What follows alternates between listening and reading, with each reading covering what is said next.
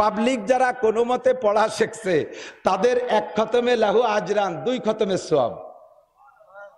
আর সাধারণ আলেম উলামা হাফেজরা যদি পড়ে 1 খতমের সওয়াব। কারণ হাফেজদের পড়তে তো কষ্ট হচ্ছে না, তুর তুর তুর তুর করে পড়ে চলে যাচ্ছে।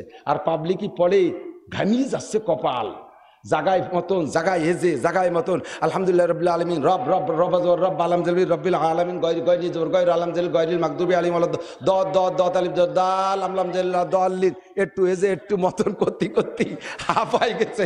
আল্লাহ কয় ওরে 2 খতমে সওয়াব দে তাড়াতাড়ি, ওরে 1 খতমে 2টি দালান বানায় দে। কন্যা সুবহানাল্লাহ। কেন বলবেন না, আল্লাহ তো আপনার জন্য বিশাল অফার দিয়ে রাখছে। তখন উনি কয় যে মইরে তো যাবই, তার আগে চাইলে যখন কারামতি দেখতে দে তো একবার না অজুর পানি দে। অজুর পানি দিয়েছে, পিছনে তো রাইফেল অত্যাধুনিক অস্ত্র নিয়ে দাঁড়ায় আছে। ওই সময় কি সুরকিরাত মনে আসে? আসে, মনে আসার কথা। আল্লাহ ঈমান যদি থাকে তাহলে হারাইতে পারে না, কথা কান ঠিক না? আমি গত বছর সুন্দরবন গেছি, ওইখানে জাহাঙ্গীর ভাই নামে একটা লোক আছে, এই মুখ টুক একের সেল্লা বেল্লা হয়ে গেছে। কত বাজে বাগের হাতে চর থাবল খাইছি আল্লাহ জানে। সুন্দরবনে ওই অস্ত্র পাল্টিছিল, এখন তো অবাক করে মাদ্রাসার গার্ড হয়েছে। উনি বললেন যে হুজুর আমার কাঁধে একটা বন্দুক, দোনালা একটা বন্দুক, মাগরিবের সময় আমার অন্য অন্য সাথীরা বিভিন্ন পয়েন্টে আমার এক জায়গায় নামাই দিয়ে গেছে। তো কাদার ভিতরে গরান কাঠের গাদি, ওর উপরে আমারে নামাই দিয়েছে। নামাজ পড়ি, যাই আকাম কুকাম করি না করি নামাজটা পড়ি। আর সুন্দরবনের মধ্যে নামাজ না পড়িয়ে বাঁচার কায়দা নেই, ও হিন্দুরা গেলেও ভর্তি রাজি, হ্যাঁ বাঘের ভয়তে। তো এখন ওই জায়গা আমার কাঠের পর নামাই দিয়েছে। এখন মাগরিবের নামাজ পড়বো, দাঁড়ায়ও গেছি। দাঁড়াই যখন গেছি, ছানা বান্ধে দাঁড়াইছি, এর মধ্যে শুনি যে চপ চপ শব্দ হচ্ছে, পায়ের আওয়াজ তো টের পাওয়া যায়। এই সমান পলি কাদার ভিতরে বাঘ হাঁটি আসতেছে, ওটা দেখিয়ে কাছে চপচপ শব্দ হচ্ছে। আইসা একেবারে নিকটে শব্দ চলে আসছে, নামাজের মধ্যে সব শুনতেছি, সুরকিরাত সব ভুলে গেছি। তারপরও খুব খুব শক্ত হইয়া পড়লাম সুরকিরাত, পারি নে তেমন কিছু। তো নামাজের মধ্যে আয়াতুল কুরসিটাই পড়লাম, আলহামদুলিল্লাহ সুরো পড়ি আয়াতুল কুরসি পড়ছি। পড়ার পরে নামাজ 3 রাকাত শেষ করছি। ও আমারে আইসে দেখে ওই কাদার মধ্যে আমার দিক ওত পাইতে এরকম বসে রয়েছে কুকুরের মতো, কিছু কইতেছে না। থাবাই দিয়ে তো ধরে নিয়ে গেলে যেতে পারে, কিন্তু আমার মারতেছে না। আমি নামাজ শেষ করছি। আমার জীবনে আমার মনে হয় ওই দিন আমি নামাজে স্বয়ং আল্লাহ পাক রব্বুল আলামিনের কুদরতি পায়ের উপরে আমি সিজদা দিছি। আমার 100% ইয়াকিন এই সিজদায় ধরে নিয়ে যায়, এই রুকুতে ধরে নিয়ে যায়, এই কিয়ামে আমার ধরে নিয়ে যায়। সেই সময় গভীর ইয়াকিনের সাথে আল্লাহর সাথে আমি গল্প করেছি। সালাম ফিরে দেখি যে বাম পাশে মুরব্বী বসা। তা আমি বন্দুকটা গাড়িতে নামাইয়া ওর দিক তাক করে কইলাম যে তুই আমার কিছু কইস নেই, আমিও তোর কিছু কব না, চলে যা। আমার আর 2 রাকাত বাকি আছে, আমি পড়িয়ে নেই। ওর সাথে গল্প করে কইয়ে টইয়ে ওরে বিদায় দিলাম। আমি ও তো বসে রয়েছে, আমি এই কইয়ে দাঁড়াইছি, ও ঘুরে এবার বাম পাশে ডাইন পাশে এসে আবার আমার সামনে করে বসে রয়েছে। আমি আর 2 রাকাত পড়ছি সুন্নাত। নামাজ পড়ার পরে সালাম ফিরের উপরে দেখি বসে রয়েছে, বললাম যে তুই চলে যা। আল্লাহর কসম আমার দিকে আর ফিরেও তাকালো না, হেঁটে চলে গেল। বান্দা যদি আল্লাহর হয় তাহলে দুনিয়া সব তার হয়, কথা কেন না কেন? বান্দা যদি আল্লাহর হয়, মান কানা লিল্লাহ কানাল্লাহু লাহু। আল্লাহর কসম যদি যাররা পরিমাণ মিথ্যে কথা কই, ওই বান্দা যা বলছে আমি তাই বলছি, আপনাদের কাছে নকল করছি। কয় ওই দিন আমার নামাজ জীবনে 1 ওয়াক্তই নামাজ হইছে, আর আমি আল্লাহর হয়ে নামাজ পড়েছি। আল্লাহ পাক রব্বুল আলামিন বাগ দিয়ে আমারে পাহারাদারি করছে। হতে পারে আমাদের শত্রু অন্য কোন দল আমার পর আক্রমণ করতো নামাজের মধ্যে, আল্লাহ পাক আমার নামাজের ওসিলায় বাগ দিয়ে আমারে পাহারাদারি করছে। ইব্রাহিম আলাইহিস সালাম জন্মের আগে জাদুকররা নমরুদরে বলে দিয়েছে এমন একটা সন্তান আসতেছে এই দুনিয়ায়, যেই সন্তানটা তোমাকে মসনদ থেকে কান ধরে নামাবে, তোমাকে বেইজ্জতি করবে, রাষ্ট্র ক্ষমতা তার হাতে চলে যাবে। নমরুদ, যদি বাঁচতে চাও তাহলে ছেলেটাকে আশা বন্ধ করো। জাদুকরদের সাথে কথা বইলা, কথা আলোচনা কইরা, তাদের কথা শুনে এবার মন্ত্রী পরিষদ ডাকছে। তাহলে এই ছেলেকে দুনিয়ায় আসা থেকে বন্ধ করা যায় কিভাবে? জাদুকরদের কাছে জানলো সন্তানটা দুনিয়া আসবে কত দিনের মধ্যে। কয় এখন থেকে 1 বছরের মধ্যে মায়ের গর্ভে আসবে, আর তারপরে 10 মাসের মধ্যে ডেলিভারি হবে। নমরুদ মহারাজ হুকুম দিয়ে দিল দুনিয়া, এই আমার রাষ্ট্রের ভিতরে তখন তো নমরুদ গোটা দুনিয়ার রাজা ছিল, একাই ছিল সারা পৃথিবীর রাজা। সারা দুনিয়ায় ঘোষণা করে দিল এখন থেকে 1 বছরের ভিতরে কোনো নারী আর পুরুষ এক জায়গা হইতে পারবে না। মিলন না হলে সন্তান আসবে কোত্থেকে? হুকুম হয়ে গেল আসবে, মানুষ সব বিচ্ছিন্ন হয়ে গেল। 1 বছরের ভিতরে নারী আর পুরুষ এক জায়গা হতে পারে না। আল্লাহ পাক রব্বুল আলামিন বলেন ওয়ামাকারু ওয়ামাকারাল্লাহ আল্লাহু খায়রুল মাকিরিন ইন্নাল্লাহা আলা কুল্লি শাইইন কাদির। আমি আল্লাহ সবকিছু করতে পারি। ও নমরুদ, তুই আমার ইব্রাহিম রে টাকাবি, তোর ঘরের মধ্যে বসাই আমার ইব্রাহিম রে পাঠাবো। নমরুদের মন্ত্রী ছিল আজার, ইব্রাহিম আলাইহিস সালামের আব্বা। আল্লাহু আকবার। ইব্রাহিম আলাইহিস সালাম মা ছিলেন ঘরে, আর আজর ছিল নমরুদের মেন অফিসে। ও দায়িত্ব নিয়েছিল এই প্রতিরক্ষার দায়িত্ব, যাতে সবাই ডিউটি সঠিকভাবে পালন করে। ইব্রাহিম আলাইহিস সালামের মায়ের ভিতরে একটা স্পৃহা জাগছে স্বামীর কাছে যার। অন্ধকার রাত্রে হাইটা স্বামীর কাছে গেছে, ও জায়গায় মিলন হয়ে গেছে। আল্লাহ পাক ইব্রাহিম রে তার মায়ের পেটে পাঠাইয়া দেছে। আল্লাহ যদি দেয় দুনিয়ার কেউ ঠেকাইতে পারে না। জাদুকররা পরের দিন এসে বলে নমরুদ মহারাজ, যেই সন্তানটাকে তুমি ঠেকানোর জন্য এত প্ল্যান প্রোগ্রাম করেছো, এত বাদ কন্ট্রোল আর জন্ম নিয়ন্ত্রণ পদ্ধতি আবিষ্কার করেছো, সে কিন্তু মায়ের গর্ভে চলে আসছে। এবার মন্ত্রীদেরকে নিয়ে পরামর্শ করে, তাহলে এই বাচ্চা রাখতে বাচ্চা যায় কিভাবে? এখন থেকে 1 বছরের মধ্যে যত বাচ্চা ডেলিভারি হবে সব পুত্র সন্তানদের জবাই দাও। ওইটা হবে ছেলে পুত্র, সব পুত্র জবাই দাও, তাহলে ওই সাথে সেটাও মরে যাবে। কোনটা যে ইব্রাহিম তা তো গেদা থাকতে বোঝা যায় না। মায়ের শুরু হয়ে গেল। ইব্রাহিম আলাইহিস সালামের মায়ের গর্ভে যখন পূর্ণ হয়ে গেছে, জিবরিল আলাইহিস সালাম এসে ইব্রাহিমের মাকে বলে, ও মহিলা,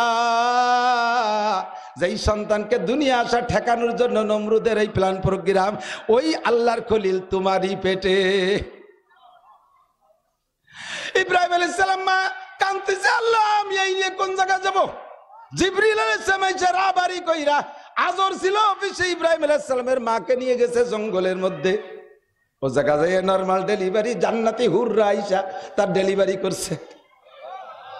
বাচ্চাকে দ্রুত ডেলিভারি করাইয়া ইব্রাহিম আলাইহিস সালামের মাকে জিবরিল আলাইহিস সালাম বলছেন, আল্লাহর হুকুম আপনি বাড়ি চলে যান। কয় তাহলে আমার বাচ্চা কি হবে?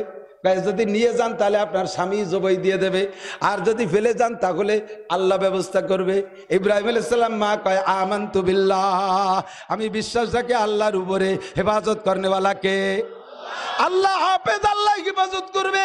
এই জঙ্গলের মধ্যে বাচ্চারে ফেলে রেখা, বাচ্চা নবজাতক বাচ্চা, চেহারা তো কেমন চেহারা, মুসলিম জাতির পিতা হবে, তার সন্তান ইসমাইল হবে। ইসমাইলের চেহারার ভিতরে নূরে মোহাম্মদী চমকাইবে। সেখান থেকে ইব্রাহিম আলাইহিস সালাম থেকে শুরু হইয়া গেছে চেহারা, অপূর্ব চেহারা। এমন নবজাতক কচি বাচ্চা নুরানি চেহারাকে ফেলাইয়া মায়ের যাইতে কেমন লাগে চিন্তা করেন। ফেলে রেখে পিছনের দিক তাকায় আর চলে যায়। রব্বুল আলামিন, আমার সন্তান তোমার কাছে আমানত, আল্লাহকে বলা লাগবে না, ওইটাই আমার সেই মুজাহিদ, ওটা আমার দায়িত্ব, চলে যাও। ইব্রাহিম আলাইহিস সালামের মা চইলা গেছে। এখন এই বাচ্চাটা খাবে কি? টেটা করে কাঁদতেছে, খাবে কি? জিবরিল আলাইহিস সালামকে, আল্লাহ এই নবজাতকের ক্ষুধার কান্না তো সহ্য করা যায় না, কি খাবার ব্যবস্থা করা যায়? আল্লাহ কোন জায়গা থেকে ফিডার ফ্লাক্সের ব্যবস্থা করব? আল্লাহ কয় ওই দায়িত্ব তোমার না। ওমা মিন দাব্বাতিন ফিল আরদি ইল্লা আলাল্লাহি রিজকুহা, এ জমিনে যত প্রাণী আছে সবার রিজিকের মালিক জোরে বলেন কে? আল্লাহ কয় না নুনার যুকুকুম আইয়াহুম, ওর মারে খাওয়াই আমি, ওর বাপরে খাওয়াই আমি, নমরুদরে খাওয়াই আমি, কারুনরে খাওয়াই আমি, ফিরাউনরে খাওয়াই আমি, লক্ষ লক্ষ কোটি কোটি কাফের মুশরিককে আমি আল্লাহ খাওয়াই, আর আমার খলিল বন্ধু না খেয়ে থাকবে। জিবরাইল তুমি কি মনে করো আল্লাহ কি খাওয়াবো? তাড়াতাড়ি কও। আল্লাহ কয় জিবরাইল তোমার দায়িত্ব তুমি পালন করো, হাত কান ধইরা আমার ইব্রাহিমের এই 3টে আঙ্গুল তার মুখের মধ্যে ঢুকাইয়া দাও। 3টে আঙ্গুল মুখের মধ্যে ঢুকাই দিয়েছে। নবজাতক বাচ্চা, আঙ্গুলও তার নরম নরম, মায়ের স্তনের বুটার মতো নরম। মুখের মধ্যে যখন আঙ্গুল গেছে, স্তনের বুটা মনে করে চুনচুন করে চুষা শুরু করে দিয়েছে। 1 আঙ্গুল দিয়ে মধু, আর 1 আঙ্গুল দিয়ে দুধ, আর 1 আঙ্গুল দিয়ে পানি জারি হইয়া গেছে। তুই নমরুদ কি করবি? সুন্দর করে খাচ্ছে। ইতিমধ্যে মানুষের গন্ধ পেয়ে জঙ্গলেতে বাঘ চলে আসছে, পাহাড়ি জঙ্গল। বাঘ চলে আসছে একটা, বাঘে আইসা একেবারে কাছে চলে আসছে, মানুষের ঘিরানে খুশিতে গদগদ গদগদ করতে করতে আসছে, ল্যাস ফুলতি একেবারে কাছে যখন চলে আসছে, আল্লাহ তাআলা কয় এ বাঘ, নোটক বাটুসকুত, কথা কবি রে, চুপ থাক, এক কদম আগাবি না, ওটা মুসলিম জাতির পিতা, খাবি তো না খাবি না, আর 1 কদম আগাবি না। এখন আল্লাহর হুকুম, বাঘ ফিরে চলে যাচ্ছে। আবার আল্লাহ কয় এ বাঘ, আইসি জন জাতি পারবি না, আমার ইব্রাহিমরে পাহারা দিতে হবে। ও ছোট মানুষ, ওর গায়ে মাছি পড়তে পারে, মাছিতে পোকামাকড় হতে পারে, শরীর অসুস্থ হয়ে যেতে পারে, বসে মাছি খেদা বৈশা। আর বাঘে কয় আল্লাহ আমি একা একা কয়দিন খেদা বানি, কয়দিন রাখ আর 3টে পাঠাচ্ছি। আরো 3টে বাঘ পাঠাই দিছে। বাঘদের হুকুম করছে ইব্রাহিম আলাইহিস সালামের সাথে গায়ের সাথে লেজের কাছাকাছি মিশাই দিয়া 4টে বাঘ 4 দিক বীর বিক্রমে বসে থাকবি ক্ষেপণাস্ত্র ফিট করিয়া। লেবাননের হেজবুল্লাহ ক্ষেপণাস্ত্র ফিট করে বসে আছে, কালি আইগো মাইর হবে আর মাইর হবে, কতক্ষণ খালি মাইর হবে, টাস টাস করে ফুটবে, উড়িয়ে চলে যাবি উড়স মরার মতো। 4 ভাগ 4 দিক ক্ষেপণাস্ত্র ফিট করে বসে রয়েছে। যেই ভাগে মানুষ খায় সেই ভাগে মানুষ পাহারা দেয়, দিয়াই কে? আল্লাহ পাক করতে পারে কি পারে না? এবার ওই মুজাহিদকে বলতেছে তোরা চুন ছুটা দিয়ে পায় এভাবে টুল্লা বান্ধে বোমা মারিস, আর তাই দিয়ে বলে ট্যাঙ্ক বাস্ট হয়ে যায়, এবার একটু মারিয়ে দেখা কি পারা পারিস। কয় হুজুর পানি দে।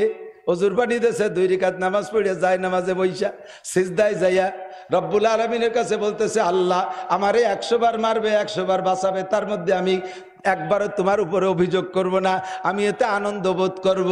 তবে রব্বুল আলামিন তোমার কুদরত দেখতে চাইছে, এই বেঈমানের দল তোমার শত্রুরা তোমার কুদরত দেখতে চাইছে, আমারে মেরে ফেলুক দুঃখ নাই, একবার তোমার কুদরত একটু দেখাইয়া দাও।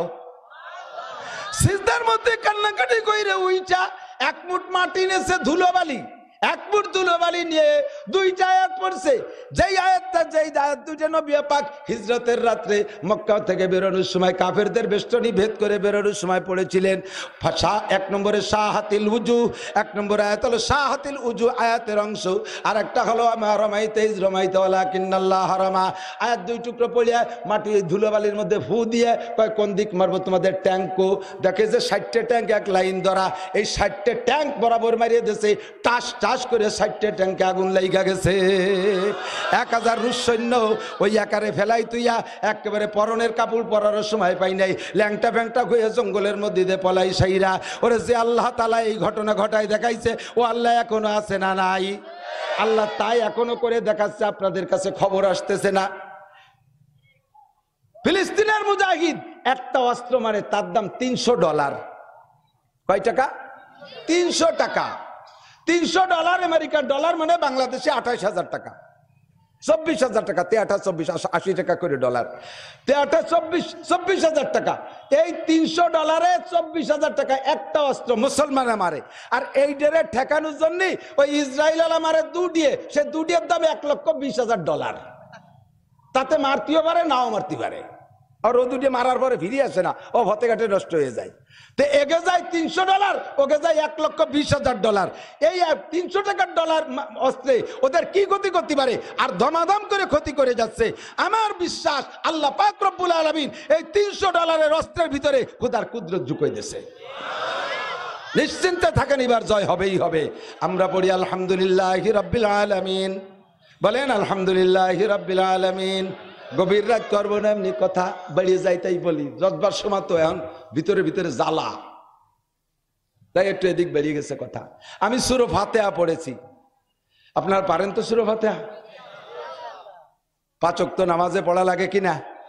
সুন্নাত নামাজ। নামাজ বলতে সূরা ফাতিহা ইল্লাল জানাজা, শুধুমাত্র জানাজায় কি নাই? সূরা ফাতিহা নাই। বলেন জানাজার নামাজে সূরা ফাতিহা? বলেন জানাজার নামাজে সূরা ফাতিহা নাই। জানাজার নামাজ, নামাজ মানে সলাতুল জানাজা বলে। এদিক থেকে ভালো করে বুঝেন, নড়াচড়া হবে না, গেলবেন অল্পক্ষণের ভিতরে সারিয়ে দেবো, আর বেশিক্ষণ দেরি করবো না। সলাতুল জানাজা, জানাজার নামাজ, এর নামাজ বলে সলাত। সলাত শব্দ 5 ওয়াক্ত নামাজেরও সলাত কয়, জানাজারও সলাত কয়। কি জন্য? 5 ওয়াক্ত নামাজের মধ্যেও দোয়া হয়, আর জানাজায়ও দোয়া, সেই হিসেবে সালাত। বাকি নামাজের মূল যে উদ্দেশ্য তার কিছুই জানাজার মধ্যে নাই। নামাজের উদ্দেশ্য রুকু, আল্লাহর সামনে আত্মসমর্পণ করা। নামাজের মূল উদ্দেশ্য সিজদা, আল্লাহর সামনে চরম আত্মসমর্পণ করা। কিন্তু জানাজার নামাজে আছে। কাজেই জানাজার নামাজ আর উক্তীয় নামাজের নিয়ম কানুন সম্পূর্ণ ব্যতিক্রম, তবে তার নাম জানাজার নামাজ। এই জানাজার নামাজের সূরা ফাতিহা নাই।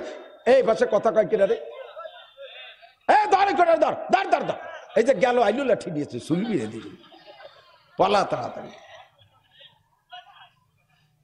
আইলু লাঠিছে না, এই আলি নাই তার আইলু লাঠিছে ঠিকই নড়ি। আমার দিক তো সূরা ফাতিহা আমাদের সব নামাজে পড়া লাগে কি লাগে না? আমি কি একটু জিজ্ঞেস করবো দুই একজনের কাছে কেমন পড়তে পারেন? ইনশাআল্লাহ আমি যাকে জিজ্ঞেস করব অবশ্যই তিনি ফেল করিবেন। আমার এই ব্যবসা করতে এই মাল দেখলে আমার চিনা হয়ে গেছে। কারে জিজ্ঞেস করলে ফেল করবেন? যারা মাদ্রাসায় না পড়ছে, কওমি মাদ্রাসায় নিয়মতান্ত্রিক ছোটবেলা থেকে যারা না পড়ছে, ওরা যত ভালোই হন না কেন আপনি সূরা ফাতিহা শুদ্ধ করে পড়তে পারবেন না। আমি আজও পর্যন্ত হাফেজ ইসমাইল সাহেব কাতারি হুজুরের সামনে সূরা ফাতিহা পড়তে ভয় পাই। আমি গহরডাঙ্গা মাদ্রাসায় দাওরার বছর 6 মাস মাদ্রাসার মসজিদের ইমাম ছিলাম। আমার পিছনে কাশিন হুজুর, চৌমনি হুজুর, মোহতাম সাহেব হুজুর, কোটালীপাড়ার হুজুর, বরিশালে হুজুর, ঢাকার হুজুর আমার পিছনে নামাজ পড়ছে আসর মাগরিব ইশা 3 ওয়াক্ত। আমি 3 ওয়াক্তের ইমাম ছিলাম গহরডাঙ্গা। এরপরে এখনো হাফেজ ইসমাইল সাহেবের সামনে তেলাওয়াত করতে আমি ভয় পাই। আমার মাদ্রাসার হাফেজদের সামনে আমি তেলাওয়াত করতে ভয় পাই যে কি যেন অসুন্দর হয়ে যাচ্ছে।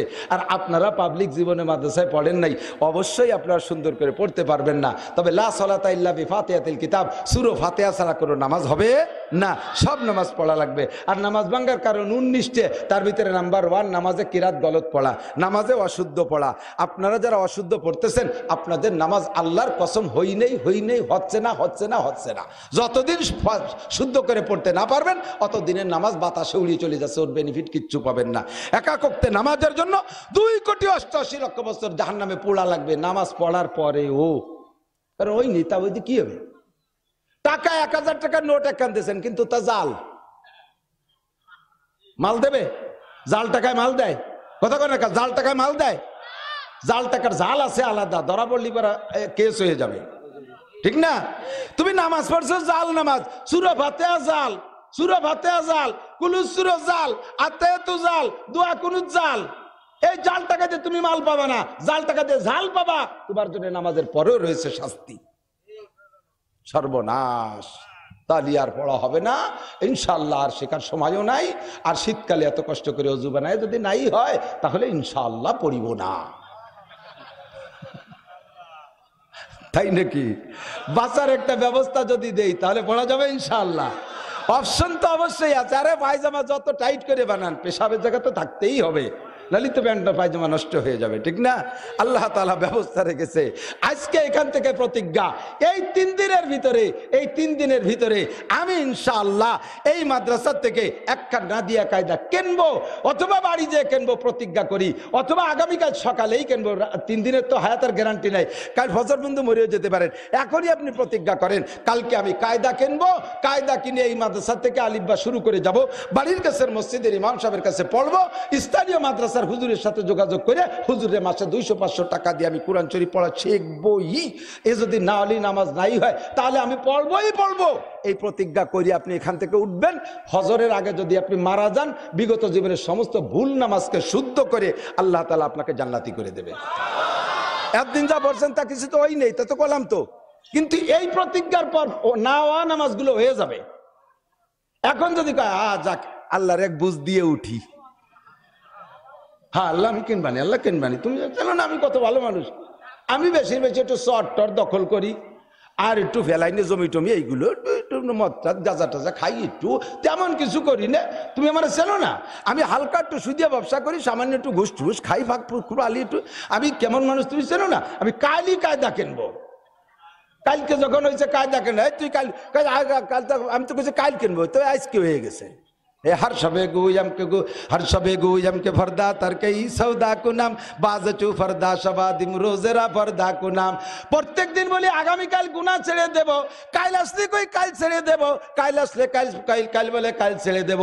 हर शबे गुयम के फरदा तरके सौदा को नाम बाजचू फरदा शबादिम रोजेरा फरदा को नाम। अल्लाह के टाली वाली चलबे ना, पक्का प्रतिज्ञा आमी कायदा किनबोई।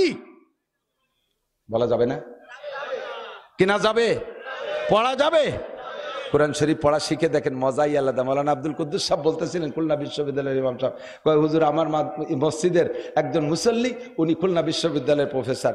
স্যার আগে কোরআন শরীফ পড়তে পারতেন না, কোরআন শরীফ পড়া শেখার পরে এমন আশেকে কোরআন হয়েছে, সবসময় মসজিদে গেলেই খালি কোরআন শরীফ পড়ে। আমি জিজ্ঞেস করলাম, স্যার এত কোরআন শরীফ পড়েন, এত পড়েন, কয় খতম দিয়েছেন? কয় যে শিখার পরে আমি 30 খতম দিয়েছি। একজন প্রফেসর, বিশ্ববিদ্যালয়ের টিচার, সে যদি বুড়ো কালে কোরআন শরীফ পড়া শিখতে পারে, আপনি কেন পারবেন না? 30 খতম পড়েছে। কয় স্যার এক খতম শেষ করার পরে কি আবার ভর্তি মনে চায়? কয় যে মনে চায়, আবার ভর্তি মনে চায় মানে ওই সময় আর এক খতম শুরু হয়ে দিয়েছে আমি। আর কোরআন শরীফ পড়ার নিয়মই এই, সূরা নাস দিয়ে যখন পারা শেষ হয়ে যাবে 30 নম্বর পারা, ওই অবস্থায় সাদাকাল্লাহুল আযীম করে শেষ করবেন না, ফিরে আলিফ লামের থেকে শুরু, আলহামদুলিল্লাহ সূরা আলিফ লামের থেকে কদ্দুর পড়িয়ে তুই দেবেন। কোরআন শরীফের সারা জীবন রানিং এর পর রাখতে হবে, রানিং এর পর চলমানের পর রাখতে হবে। উনি বলেন 30 পারা 30 খতম পড়েছি, আর আমার কোরআন শরীফ ছাড়া কিচ্ছু ভালো লাগে না। দুনিয়ার নভেল নাটক বহুত পড়েছি, পেপার পত্রিকা বহুত পড়েছি, ওর মধ্যে কিচ্ছু নাই, খালি মিথ্যে কথা আর মিথ্যে কথা। কারণ পেপারে খালি কি কথা, ঠিক না? আমলিগালারা বিএনপির পত্রিকা কিনে পড়িয়ে তাজা মিথ্যে কথা, গাঁজাখোর, এ সাংবাদিককে গুলি করার দরকার। আবার বিএনপি আলা আমলিগির একখান জনকণ্ঠ কিনে পড়ে একেবারেই মিথ্যে কথা। আজকে কইল মিথ্যে কথা, 5-6 দিন কয় মিথ্যে, প্রত্যেক দিন পেপার কিনে সমালোচনা করে মিথ্যে কথা। তাই আবার কেন কে ডেলি ডেলি মিথ্যে কথা কেন 10টা 20টা দিয়ে? এ বাচ্চা কথা কয় কারণে এইবার কিন্তু শক্ত কথা কবানি, একেবারে জম্মের কবানি দেশ কেনে। কথা যে না শোনে বোঝা গেল তার মাও ভালো না, কথা কন না কেন?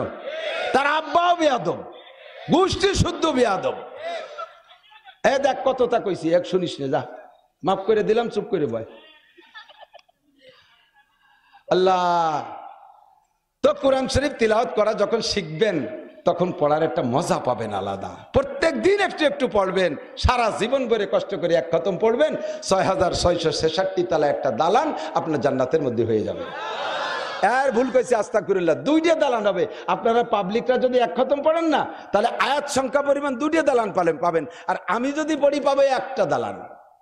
এই জায়গাটা পার্সিয়ালিটি করছে আল্লাহ, আস্তাগফিরুল্লাহ। কেন করছে শোনেন, হাদিসে আসছে পরিষ্কার, আমি বানাই কোন উলামায়ে কিরাম সাক্ষী। পাবলিক যারা কোনো মতে পড়া শিখছে তাদের এক খতমে লাহু আজরান, 2 খতমের সওয়াব।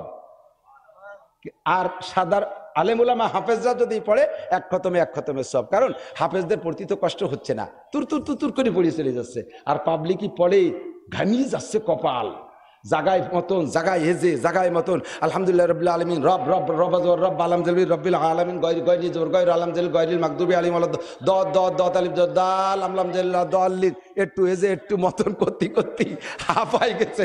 আল্লাহ কয় ওরে 2 খতমে সওয়াব দে তাড়াতাড়ি, ওরে এক খতমে 2টি দালান বানায় দে। কন্যা সুবহানাল্লাহ। তো কেন বলবেন না? আল্লাহ তো আপনার জন্য বিশাল অফার দিয়ে রাখছে। সূরা ফাতিহার 14টা নাম, কয়টা? কেউ বলেন 14 নাম, কেউ বলে 18 নাম। মুফাসসিরিনদের কিরামদের যাদের যেরকম এলেম সেইভাবে সে বলেছেন। তার ভিতরে একটা নাম হলো সূরাতুশ শিফা, সূরা ফাতিহা। 1 নম্বরে আমরা বলি কি? সূরা ফাতিহা। এই কথা হবে না, সূরা ফাতিহা। যেহেতু কোরআন শরীফ খুললেই ফাতিহা মানে খুলনেওয়ালা, কোরআন শরীফ খুলে এই সূরাটা পাই না, নামাজে খুলতে এই সূরা লাগে না, এই জন্য এই সূরার নাম কি? সূরা ফাতিহা। আর এক নাম সূরা শিফা। আপনি যে কোনো ভাবে যে কোনো রোগ ব্যাধির জন্য সূরা ফাতিহা ওযু সহকারে একাগ্রতার সাথে মহব্বতের সাথে আজমাবিল জজম 100% একিদের সাথে পানিতে পড়ে ফু দিয়ে খাওয়াই দেবেন, সুস্থ হবেই হবে ইনশাআল্লাহ। বিশ্বাস আছে না? কোনো মৌলবীরিতে পড়াবেন না, হ্যাঁ দিক কোনো মৌলবীরিতে পড়াবেন না।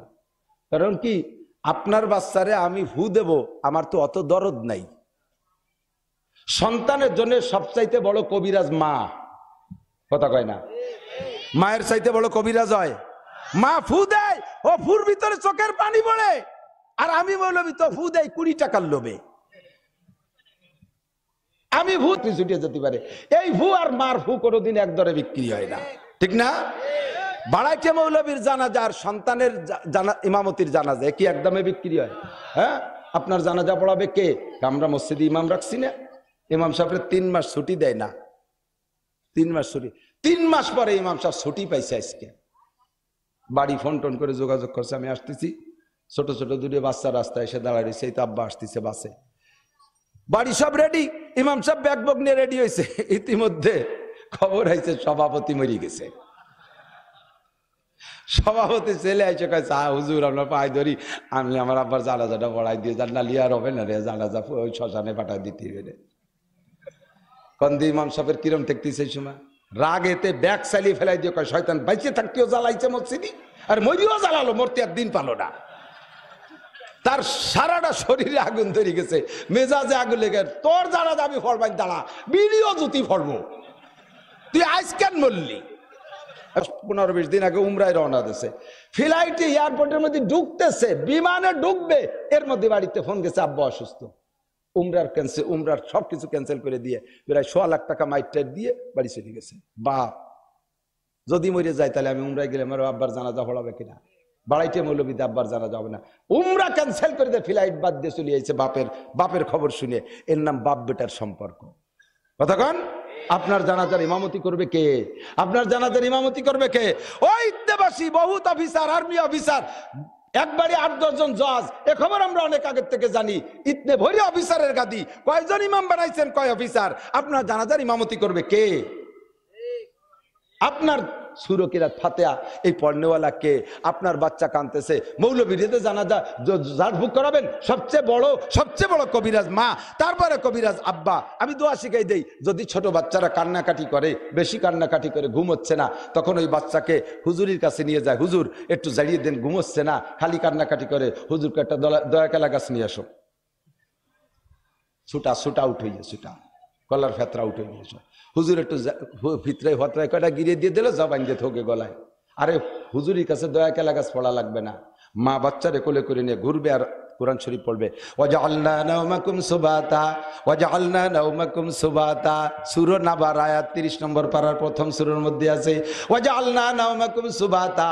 বাচ্চারে কানে গুনগুন করে শুনে মা যদি 10-20 বার পড়ে, দেখবেন ইনশাআল্লাহ অনায়াসে ঘুমাইয়া গেছে। ফালাকার নাচ পড়ে চোখে মুখে ফুঁক দেবেন, জিনের কোনো ক্রিয়া থাকলে সরিয়া চলে যাইবে, জাদু মন্ত্রের ক্রিয়া থাকলে চলে যাবে। আর বাচ্চারে ঘুমানোর জন্য বলবেন ওয়াজআলনা নাওমাকুম সুবাতা। মায়ের এই দোয়া হাজার মৌলবীর দোয়ার চাইতে বেশি কার্যকারী। মা নামাজি হোক আর বেনামাজি হোক, সন্তানের সাথে মায়ের সাথে একটা কানেকশন আল্লাহ কইরা দিছি। ওরে বেনামাজি মাও যদি সন্তানের বিপক্ষে দোয়া করে, আল্লাহর কাছে দোয়া কবুল হইতে মাঝে কোনো মিডিয়া লাগে না। বেনামাজি মাও যদি বদদোয়া করে, ওই বদদোয়া লাগতে সন্তানের জন্য কোনো ওসিলা লাগে না, ডাইরেক্ট আল্লাহর কাছে পৌঁছাইয়া যায়। বদদোয়াটা যেমন লাগে, দোয়াটা ওইরকম লাগে। এই জন্য মারা দোয়া বদদোয়া করতে একটু হিসাব নিকাশ করে করবেন। ছোট পোলাপান, এই যে এই পোলাপান দেয়নি যে আমার গুফরানের ছেলে কিভাবে উড়ামুড়া হতেছে, ছোট মানুষ, ও ভবিষ্যতে নবীও যদিও, এখন তো ছবি মানে ছোট। আর পোলাপান বিরক্ত করে, মারা রাগ করে কয় তুই মার, তোর সবাই খাই না কে, তোর আগে খাই না কে, তুই গাড়ি তলে পড়ে, তোর কলে রাও, তোর ঠাটা পড়ু। এরম আছে না কিছু নেককার মা? বলে আল্লাহ নবী বলেন, হ্যাঁ দিক তাকান, ইয়া মাশারান নিসা তাসাদদাকনা ওয়ালা মি হুলি কুন্না ফাইন্নী উরিতুকুন্না আকসার মিন আহলিন নার। হে নারীরা, তোরা দান করবি বিটা গেছে বেশি, পুরুষের চাইতে বেশি দান করবি, বেশি দান করবি। কারণ আমি জাহান্নাম দেখতে গিয়ে দেখি ওর মধ্যে খালি বিটি আর বিটি, মহিলায় গাদি, খালি মহিলারাই দোজকের মধ্যে বেশি। সাহাবায়ে কেরাম মহিলা জিজ্ঞেস, হুজুর সমস্যা কি? হুজুর বলেন তাদের দুইটা দোষ, 1 নম্বরে তাকসুন্নাল লান, 2 নম্বরে তাকফুন্নাল আশির। এই মহিলাদের স্বভাব 1 নম্বরে অভিশাপ করে বেশি, পুরুষরা অত অভিশাপের দাঁত ধরে না, 2-3 কথায় পেঁয়াজ বাঁধতে গেলে হাতের আমল শুরু করে দেয়, ঠিক না? খুশি ধরিয়ে ছাড়িয়ে গালাগালি, অত গালাগালি ওরা সময় আছে নাকি? 3 কিল দিয়ে সময় বাঁচাই। আর মহিলারা এমন উজাগে মতো পচা কথা কতি পেটের তাজা বাচ্চা বেরোয় ফেলাই দেয়। উজাগে বকাবকিতে যেমন সাপের বিষ বেরোয় চলে আসে, বিটিকে ঝগড়া আর গালাগালি কাজাকাজি ঠেলায় সাপের বিষ বেরোয় চলে যায়। এ করতে এরপরে অভিশাপ শুরু করে দেয়। এমনকি স্বামীর এ পর্যন্ত কয়, স্বামীর সাথে একটু গ্যাঞ্জাম লাগছে, স্বামী দূরে চল দে, তোর মুখ যেন দুনিয়ায় দেখি না, তুই বাড়িতে যাচ্ছিস যেন ফিরে আসিস না, তোর বদদোয়া দিলে ফিরে যদি না আসিস, তুই কোন দেখি রে বেড়াবারে, এই হিসেব আছে। পিছনের চিনতে বাদ দিয়ে তারে বুঝিয়ে দিচ্ছ। নিজের সন্তান রে কয় তোরে সাপে খাক বাঘে খাক, তুই গাড়ির তলে পড়ে মর, বদদোয়া দেশে দাওয়া, দৌড়ে চলে গেছে রাস্তার পর, বালির টেরাকা সে ডলিয়ে দিয়ে গেছে। এরপরে কাঁদবে কিডা কন্ত? ওই মাই কাঁদবে, জড়াই ধরে এবার আল্লাহর নামে অভিযোগ করতেছে, আল্লাহ তুমি আর কেডা সহি দেহ না। আল্লাহ কয় শয়তান দাঁত ফেলাই দি, তুই দিয়ে একটু আগে করলি ওরে গাড়ির তলে ফেলাই মারতি, তুই মা কইছিস আমি না কবুল করে পারি?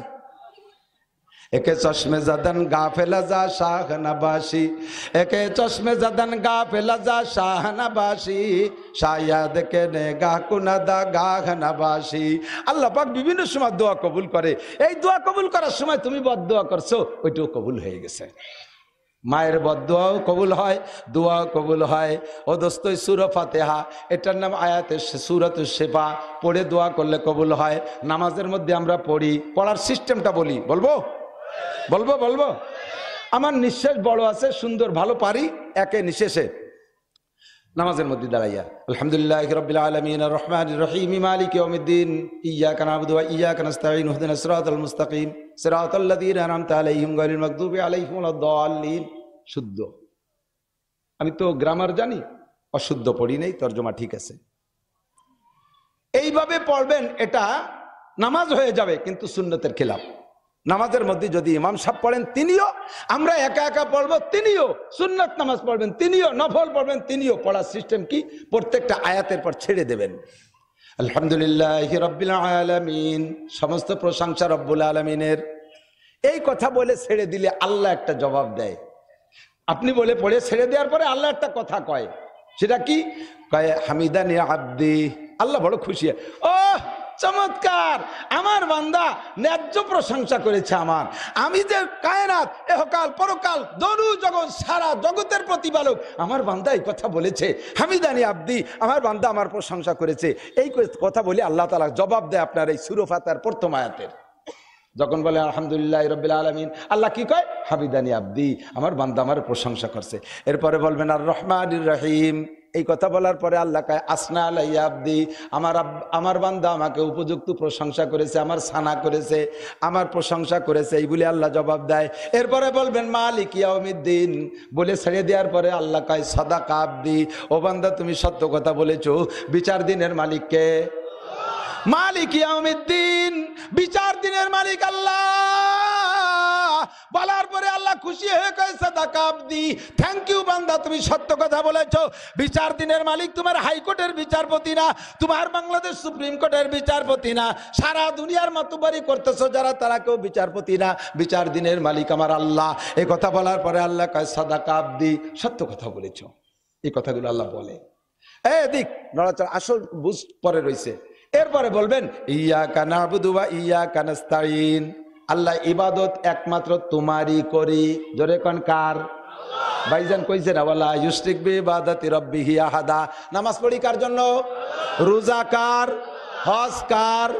যাকাত কার?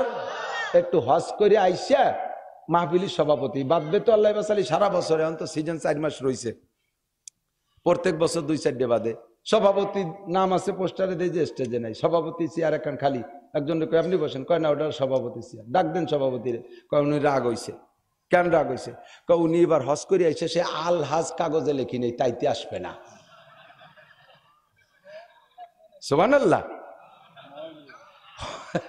হজ করে আইসে, সে আল হাজ কেন লেখি নেই। আমি কয় টাকা লাগতো? 8 লাখ টাকা দিয়ে হজ করে আইসে, আর তুমি 3 টাকার জন্য আমার নামটা লিখলে না, যাবো না তোর মাহফিলি। তাহলে হজ করছে কি আল্লাহর হস্তে না ওই পোস্টারে নাম লেখানোর জন্য? এক পাইরও নেকি পাবা না দুদু, ফকু হাতে উঠতে হবে আসরের মাঠে। হজ করছে কার জন্য? আরে একবার হজ করে যদি আল হাজ হতে হয়, তাহলে 60 বছর নামাজ পড়ি, তাহলে আল মুসল্লি হতে হবে না? তো আল মুসল্লি তো কেউ কয় না। মসজিদে আল মুসল্লি হয়েছে কেউ কয়? আল হাজ হয়েছে কয়। তো একবার হজ করে আল হাজ হবে, আর 60 বছর নামাজ পড়ে আল মুসল্লির দাবি করো না। এই শয়তানি বাদ দাও। আপনি তো দাড়ি রাখতেন না, দাড়ি রাখছেন যে? বুড়ো হয়ে গেছে, দাড়ি না রাখলে মানসি কি কয়? তাহলে এই দাড়ি আল্লাহর জন্য রাখো না, এই তো মানসি কি কয় ঠেয়ানোর জন্য রাখছেন। এই ইবাদত হবে না, তেনে কি হবে না? আগে তো প্যান্ট শার্ট পরতেন, নামাজ পড়তেন না। এই যে এখন যে নামাজ পড়েন, ওই বোর জ্বালায়, নাতি পুতা জ্বালায়, দিয়ার কায়দা নাই, সে দায় ঠেয়ে মসজিদ দিয়েছি। তাহলে এই নামাজ তুমি কার জন্য পড়তেছ? সব ওই জায়গায়। মাদ্রাসা এত কিছু দিছি, হ্যাঁ বিল্ডিং এটা করে দিছি, বিল্ডিং করে দিছি, দেখুক মানুষ, দেখুক যে আমরা খালি খাই না, কিছু দেইও। বিল্ডিং হবে, ওর মধ্যে হুজুররা বড়িয়ে বড়িয়ে আলেম হয়ে যাবে, তুমি কিচ্ছু পাবা না। মানুষ দেখুক, এটা করছে আমি, ওটা করছি আমি, সেটা করছি আমি, গল্প মারে না। ইউহিব্বুনা ইউহমাদু বিমা লাম ইয়াফআলু, কোরআন শরীফে কয়। কিছু তো করিয়ে কয় যে করছি, আর কিছু আছে না করিয়েও কয় করছি, আছে না নাই? না করিও কয়, আবার প্রলোভন দেয়, যা করছি করছি, আগামী বার আর একটা বার সুযোগ দেন। আপনাদের কাছে আমি বলি, সুযোগ দেন, দেখেন কি করে ছাড়ি দেই। রাস্তাঘাটে খাল বানাই দেবো, 12 মাস কাল নৌকো বেয়ে বেড়াতে পারবেন, আসমান ভেঙে জমিনে নামাবো, লাঠির মধ্যে মুগুর ভরবো। আল্লাহ কয়, বাটপার তোরে চিনি, গত বছর ওই টোন মন সব সাফ করে ফেলাইছিস খাইয়া, আজ দিয়ে দরকার নাই। ও দোস্ত, মেম্বারি করবো আল্লাহর রাস্তে, চেয়ারম্যানই করবো আল্লাহর রাস্তে, এমপিগিরি আল্লাহর রাস্তে, মসজিদ আল্লাহর রাস্তে, মাদ্রাসা আল্লাহর রাস্তে, দান খয়রাত আল্লাহর রাস্তে, নামাজ রোজা আল্লাহর রাস্তে, তিলাওয়াত আল্লাহর রাস্তে, তাবলীগে যাবো আল্লাহর রাস্তে, জিকির করবো আল্লাহর রাস্তে। কেউ শুনানোর দা, কেউ শুনুক আর না শুনুক, আমার কাজ আমি করিয়ে যাইব। কতক্ষণ ঠিক ঠিক না? ইয়াকা নাবুদু, ইবাদত তোমারই করি, কার? এরপরের অংশ ওয়াইয়াকা নাস্তাইন, আল্লাহ সাহায্য তোমারই কাছে চাই, হাসিনের কাছে চাই না, খালেদার কাছে চাই না, দুনিয়ার কোনো মানুষের কাছে চাই না, সাহায্য কার কাছে? আল্লাহর কাছে। তাহলে এই আয়াতের মধ্যে দুইটি অংশ, একটা হলো আল্লাহর ইবাদত করি বলে বললাম, আর একটা হলো আমার প্রয়োজনটা পেশ করলাম। এই কথার পরে আল্লাহ তাআলা জব দেয়, হাজা বাইনি ওয়া বাইনা আবদি, হাজা বাইনি ওয়া বাইনা আবদি। এই আয়াতটা আমার আর আমার বান্দার মধ্যে দুই ভাগ। ওয়ালি আবদি মা সাআলা, আমার টুক আমি পাইছি, বান্দার টুক বান্দারে দিয়ে দিলাম। ইহদিনা, এবার বলতেছি, আগে তো বলছি যে আল্লাহ তোমার কাছে সাহায্য চাই, এবার সাহায্যের কিছু নাম বলে দিচ্ছি আল্লাহকে। কষ্ট হচ্ছে আপনাদের? কি বললাম? আল্লাহ, আমি তোমার কাছে একটা তাকাজা, একটা দাবি, এদিকে দিক খুব, আল্লাহ আমি বড় বিপদে আছি, এই বাংলাদেশে তাই সবচেয়ে বড় বিপদে আছি। কি বিপদে? আমি তো সঠিক রাস্তায় খুঁজে পাচ্ছি না। আমলিগ, বিএনপি, জামাত, জাতীয় পার্টি, আটরশি, চন্দ্রপাড়া, মানিকগঞ্জ, সুরেশ্বর, বজেশ্বর, ইনায়তপুর, বাহাদুরপুর, তবলিগ, এতাহাতি, ওয়াজাহাতি, কাদিয়ানি, হিজবুত তাওহীদ, আহলে হাদিস, মাযহাবি, শাফি, হাম্বলি, মালিকি, কি আর তো বুঝে উঠতে পারছি না কোন দিক যাব। কাজেই আমাকে ইহদিনাস সিরাতাল মুস্তাকিম, সঠিক পথ কোনটা এটা আমাকে দেখাও। বুঝেন নাই কথা? বলার সাথে সাথে ওয়ালি আবদি মা সাআলা, থ্যাংক ইউ বান্দা, ঠিকই বলেছিস, তুই সঠিক রাস্তা চেয়েছিস, তুই যা চাইছিস আমি তোরে পথ দেখাবো, দাঁড়া। এরপরে আপনি আর একটু বিশ্লেষণ করে বুঝাই দিলেন আল্লাহকে, সিরাতাল্লাযীনা আনআমতা আলাইহিম, যেই রাস্তায় চলার পরে এক দলকে তুমি পুরস্কৃত করেছো, যেই পথে চলার কারণে, যেই সঠিক রাস্তায় চলার কারণে এক দলকে তুমি পুরস্কৃত করেছো। এই সঠিক রাস্তায় চলে এক দল পুরস্কৃত হয়েছে কি হয় নাই?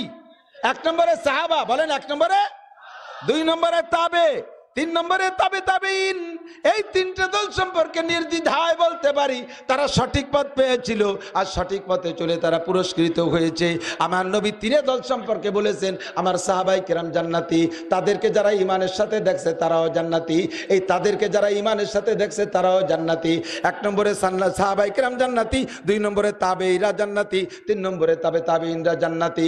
আমি তাদের রেফারেন্স দিয়ে বললাম, আল্লাহ এই মানুষগুলো তোমার কাছ থেকে সঠিক পথ পাইয়া তারা জান্নাতি হয়েছে, নিয়ামত পেয়েছে, আমাকেও তুমি তাদের পথে চালাও। তবে আল্লাহ তোমার কুদরতি পায়ে পড়ি, 1-2টা দলের পথে আমাদেরকে চালাবা না। গায়রিল মাগদুবি আলাইহিম ওয়ালাদ-দাল্লিন, পথ অভিশপ্ত একটা দল আর পথভ্রষ্ট একটা দল। বলেন অভিশপ্ত কি দল? একটা দল কি দল? অভিশপ্ত। আর ওয়ালাদ-দাল্লিন মানে পথভ্রষ্ট। অভিশপ্ত এবং পথভ্রষ্ট এই 2 দলের পথে আমাকে চালাইবা না। এবার জানতে চাইলাম, আল্লাহ অভিশপ্ত আর পথভ্রষ্ট কারা, তুমি একটু কয়ে দাও। আল্লাহ কয়, ইয়া আইয়ুহাল্লাযীনা আমানু লা তাত্তাখিযুল ইয়াহুদা ওয়ান নাসারা আউলিয়া বাযুহুম আউলিয়াউ বায ওয়া মান ইয়াতাওয়াল্লাহুম মিনকুম ফাইন্নাহু মিনহুম। আমার কাছে অভিশপ্ত হলো ইহুদিরা, অভিশপ্ত ইহুদি, এই ইসরায়েলেরা ইহুদি। সব তাফসীরের কিতাব দেখবেন, যে কোনো তাফসীরের কিতাব আমি আপনাদেরকে বলে দিলাম, সূরা ফাতিহার ভিতরে মাগদুবি আলাইহিমের তরজমা দেখবেন, তরজমা বলবে অভিশপ্ত, ব্যাখ্যা ব্যাখ্যায় যে বলবে ইহুদি, ওয়ালা দাল্লিনের তরজমায় লাগবে পথভ্রষ্ট, ব্যাখ্যায় যে বলবে নাসারা। দাল্লিন মানে নাসারা, মাগদুবি আলাইহিম মানে ইহুদি। আল্লাহ ইহুদ নাসারাদের পথে আমারে চালাইও না। আল্লাহ নিজেই বলেন আমারে যেহেতু বিশ্বাস করি অন্ধ জগতের অটল বিশ্বাসী পাগলরা, তোরা ইহুদ নাসারাদের সাথে সম্পর্ক রাখবি না, তাদের সাথে পীড়িত করবি না, তাদের সাথে সম্পূর্ণ বিচ্ছিন্ন করে চলবি। এই ইসরায়েলিরা ইহুদি, আমেরিকানরা নাসারা, ব্রিটেনরা নাসারা, ইউরোপ কান্ট্রি নাসারা, ইটালি অস্ট্রিয়া নাসারা, ফ্রান্সালারা নাসারা, পশ্চিমেরা সব নাসারা। আর এই পাশে আমাদের মধ্যপ্রাচ্যে মুসলিম কান্ট্রি, ফাঁকে ফাঁকে হিন্দু আছে, এই পাশে উত্তর পাশে আর পূর্ব পাশে সব বুদ্ধ, রাশিয়ানরা বুদ্ধ, চায়নারা বুদ্ধ, এই পাশে জাপান পর্যন্ত বুদ্ধ। ও দোস্তরে, আমরা ইহুদ নাসারা এই অভিশপ্ত জাতির দলে হইতে চাই না। আল্লাহ পাক আমাদেরকে বাঁচার তৌফিক দান করে, বলেন আমিন। একটা একটা করে আয়াত পড়বেন, ওয়ালা দাল্লিন বলে ছেড়ে দেবেন। যখন আপনি আমিন বলবেন, মসজিদের মধ্যে ফেরেশতা থাকে, তারা আমিন বলে। আল্লাহ নবী বলেন মানা ফাকাত আমিনুহু তামিনাল মালাইকাতে গুফিরা লাহু মা তাকাদ্দামা মিন যামবিহি। যেই ব্যক্তির আমিনের সাথে ফেরেশতাদের আমিন মিলে যায়, ওই লোকটার জীবনে সব গুনাহ আল্লাহ মাফ করিয়া দেয়। তাহলে সূরা ফাতিহা কিভাবে পড়বেন, সিস্টেম কি বুঝছেন? প্রত্যেকটা আয়াত পড়ে ছেড়ে দিবেন, আল্লাহকে ওই কথাটা বলার সুযোগ দিবেন। নামাজ হলো কি আল্লাহর সাথে গল্প, আমি বলি আল্লাহ জব দেয়, তাহলে সুন্দর একটা পদ্ধতি না। আর যদি এক নিচে সারি পড়ি দেয় আলহামদুলিল্লাহ, হঠাৎ দলিন আলহামদুলিল্লাহ কইয়া হঠাৎ দলিন, আল্লাহ কয় আমার তো কিছু ক্ষতি সুযোগই দিলি না, আমি যে কবে এর মাকে তো ভাগ দিবি আমার একটু, সে ফাঁকাই তো দিস নাই। এইভাবে কেউ বলবেন না। এ যত তাড়াতাড়ি পড়েন আপনি তাড়াতাড়ি প্রত্যেক আয়াতে আয়াতে ছেড়ে দেবেন। আলহামদুলিল্লাহ রাব্বিল আলামিন আর রহমানির রহিম মালিক ইয়াউমিদ্দিন ইয়্যাকা না'বুদু ওয়া ইয়্যাকা নাস্তাঈন ইহদিনাস সিরাতাল মুস্তাকিম সিরাতাল লাযীনা আন'আমতা আলাইহিম গায়রিল মাগদুবি আলাইহিম ওয়ালাদ দাল্লিন। মাঝে নিঃশ্বাস ছাড়বেন, ওই ফাঁকে আল্লাহ বলবে, এক নিঃশ্বাসে সব পড়িয়ে ফেললে আল্লাহ কয় আমি কত সময় পেনি, যা তোরটা তুই নিয়ে বুঝে বেড়াই। বুঝছেন নি কথা? আর মাগদুবি আলাইহিম ওয়ালাদ দাল্লিন, এই দুই দলের সাথী আমরা হব, বলেন হবেন? অভিশপ্ত ইহুদি বলতে আমার বহু সময় লাগবে, 5 ঘন্টা শুধু মাগদুবি আলাইহিম ইহুদিদের কিসসা বলবো, আপনারাই বুঝবেন যে ওই জাতি অভিশপ্ত কিনা। আমি আজকে যদি হিটলার, জার্মানি হিটলার যদি এখন বেঁচে থাকতো, তাহলে আমি হিটলার রে আমার ইনকাম থেকে 1 লক্ষ টাকা পুরস্কার দিতাম। হিটলার যদি মুসলমান হইতো, কলেমা পড়া হইতো, তাহলে তার নামে রহমাতুল্লাহ আলাইহি বলতাম। এই 60 লক্ষ ইহুদিরে মারছে, সে সময় আমাদের মুসলমানরা ইহুদিদের পক্ষে কান্নাকাটি করছে। দেখেন হিটলার কাজটা করলেন কি, এইভাবে মানুষ মারা ঠিক নাকি? হিটলার কয় ঠিক আছে আর মারলাম না, 60 লাখ মারিয়ে থামিয়ে গেলাম, অল্প কয়টা থুয়ে গেলাম তোকে পেটের মধ্যে। যারা সমালোচনা করবি জীবন ভরে বুঝবি যে কি চিজ মারিয়ে গেছিলাম আর কি থুয়ে গেলাম। কতক্ষণ? মাত্র 80 লক্ষ মানুষ সারা পৃথিবীর গায়ে আগুন লাগাই দিয়েছে, মধ্যপ্রাচ্যে সারা জীবন ভরে জ্বালাই খাচ্ছে। আইসে শরণার্থীর মতো আইসে, চরের পর দাঁড়াইছে, আইসে এখন গরজামাইতি বাড়িয়ে লাগে দাঁড়াই দিচ্ছে। কতক্ষণ? গরজামাই আসতে মাঝে মাঝে গরজামাই দেখবেন, যদি কেউ বগ্নি বুন বনাই 1 সেট বাড়ি রাখতে পারেন, তালি আল্লাহ বাসালি ভিটি আলাদা কিনে রেখেন। ওরা সব পায়, এভাবে পায়, ওভাবে পায়, নানির হক পায়, দাদির হক পায়, সব মিলে পাই। এটাই লাস্টে কাজে যেটুকু বলছিল, আমি তো হাওয়া আলাইহিস সালামের সন্তান, সেই হিসেবে হাওয়া আলাইহিস সালামের মিরাসও পাবো। তুই সরে আনতে বাড়িতে, ভাই বিরাদারে বাড়িতে বের করে দেয় বুনি। এই ঘর জামাই ঘর বোন এরা যেমন ভিডিও ছাড়া দেয় বাড়িয়ে লাগে, ওই ঘর জামাই দল আইসে মধ্যপ্রাচ্যে বৈশা মুসলিম কান্ট্রিগুলোকে জ্বালায় খাচ্ছে। আজকে লক্ষ লক্ষ মুসলমান মারছে, 70 বছর 75 বছর পর্যন্ত। 1948 সাল থেকে মারা শুরু করছে, দ্বিতীয় বিশ্বযুদ্ধের ডিভাইডেডের পরে সেই থেকে মারা শুরু করছে। প্রত্যেক বছর মারে, আর মারিয়ে কয় যে সন্ত্রাস মারলাম। গালাগালিও তো মানে জোড়া গালাগালি, খালি মাহফিলির মধ্যে না হলি কাজ যাইয়ে ফাটাই ফেলাই দিতাম, শালা শালা হারামজাদা যাই, মানে সহ্য করা যায় না। দীর্ঘকাল মায়ের খাতি খাতি কয়টা ডেলা মারছে ভিতরে যাইয়ে সন্ত্রাসী কার্যক্রম। আর এই পশ্চিমে দাতাল জো বাইডেন সে তার সাথে বসছে। ইনশাআল্লাহ নদীর ভিতরে একই নদীতে মুসা আলাইহিস সালাম 6 লক্ষ বনী ইসরাইল নিয়ে পার হয়ে চলে গেছে। সেই নদীর মধ্যে আল্লাহ তাআলা ফিরাউনরে তার 12 লক্ষ সেনাবাহিনীর সাথে ডুবাইছে। কতক্ষণ? তোরাও আইসিস ভূমধ্য সাগর দিয়ে জাহাজ নিয়ে। ভূমধ্য সাগর তোর বাপের না। ভূমধ্য সাগর কি ওই জো বাইডেনের বাপের?